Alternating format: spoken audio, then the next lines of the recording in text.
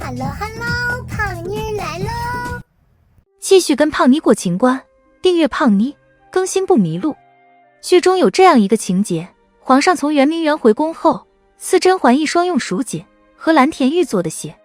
这是本剧中出现过的最贵的鞋子。10年前，20岁的胖妮看这个情节的时候，只看出皇上此举是因为宠甄嬛，对甄嬛好。而今天，我才发现这双鞋子中深藏着一个开关，这个开关就是触发皇上对人好这项技能的开关。其实我们每个人身上也都藏着这样的开关，只不过它的表现不同，所在的位置也不同。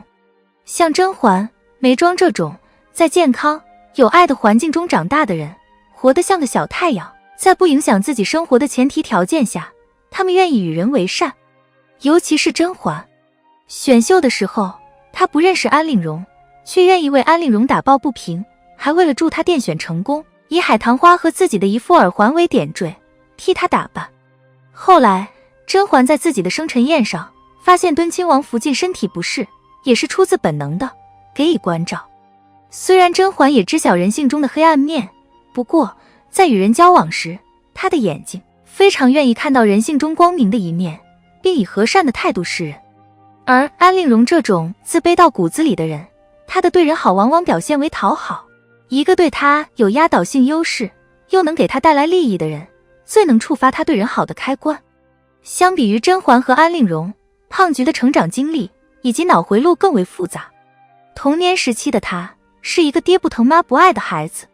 成年之后，她经历过残忍的九子夺嫡，也遇到过太多虚与委蛇的人，最终登上了王者的宝座。这些经历使她对纯粹的感情有一种近乎偏执的渴望，同时又本能地怀疑每个靠近她的人的居心，从而十分计较付出成本。我们来看前期皇上是怎么宠甄嬛的：赐她温泉汤浴，赐她簪环首饰，赐她贵人称号，赐她罗子带。虽然甄嬛享受的这些待遇足以让后宫人人眼红，但是对于皇上自己来说，这些物件封号都不是稀罕物。而赐甄嬛玉鞋是皇上首次对甄嬛用心，不管真宫局是否有关于各宫小主衣服、鞋袜的尺寸记录，总之皇上为送玉鞋而偷偷估量过甄嬛双足尺寸，并亲自去嘱咐这件事，应该是真的。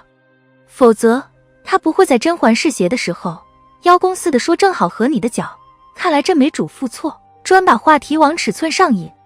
对于整日忙于政务的皇上来说，能用心估量和记录一个嫔妃的双足尺寸，这已经算是肯花心思了。那么是什么触发了皇上对甄嬛好的开关呢？在圆明园的2个月，皇上和甄嬛的感情一波三折。站在皇上自己的角度来看，他先是受曹琴墨挑拨，怀疑甄嬛最初爱上的是果郡王，而不是自己。后来从甄嬛的表现来看，他的怀疑应该是多余的。之后温宜生日宴上，又因为受2个王爷挑衅，他把跳金红舞这个难题抛给了甄嬛，甄嬛险中求胜。紧接着眉庄假孕，皇上怀疑甄嬛和他是一伙的，最后证明他又冤枉了甄嬛，人家明明心里都是4郎，能依靠的只有4郎。再后来华妃利用温宜来陷害甄嬛，如果不是端妃及时搭救，恐怕他也要治甄嬛一个谋害皇嗣的罪名。就在赐玉鞋前不久，甄嬛举荐安陵容，皇上还因为她做得太明显而心怀不满，有意冷着她，但甄嬛也没说什么，更没像华妃一样拈酸吃醋，只是情绪明显低落了很多。这一桩桩一件件回忆下来，皇上怎么看都是自己多疑，并因此而亏待了甄嬛。愧疚触动了皇上对人好的开关，正因为如此，他才肯在玉鞋上费一番心思。其实皇上因为愧疚而对别人好的行为模式，不仅体现在和甄嬛的关系上，也体现在对其他妃嫔的态度上。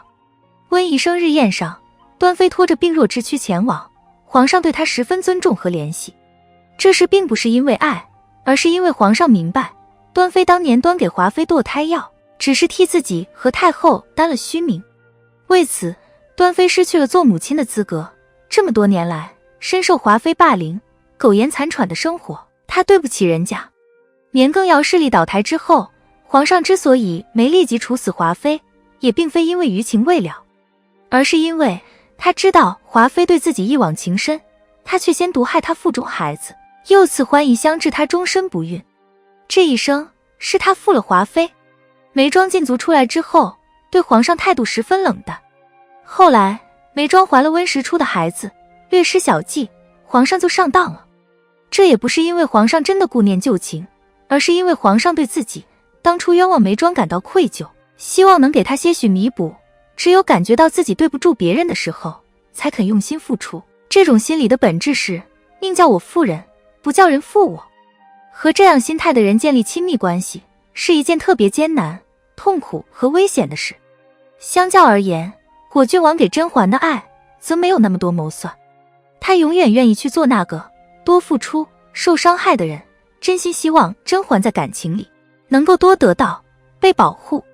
这就是为什么明明皇上和甄嬛看起来更相配，但和果郡王谈过恋爱之后，甄嬛再也无法接受皇上的原因。好了，本期的影片就到这里，喜欢胖妮辛苦给影片点赞，订阅胖妮，下期更精彩。